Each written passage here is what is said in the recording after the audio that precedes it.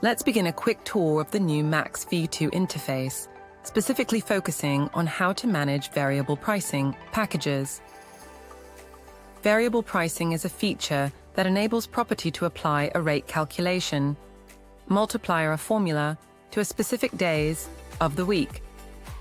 This is set up as per a specific package and is done at a room level, enabling you to add a different formula for each room. Let's start by going to the booking engine option from the side menu. Click on Menu. Under Hot Links, you will find the option of B packages.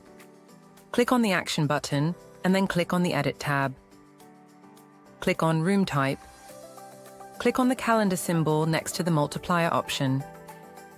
Here we have the option to add different multipliers for different days. Enter the multipliers.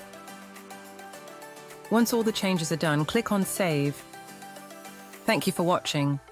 For more videos on related topics, please visit our YouTube channel.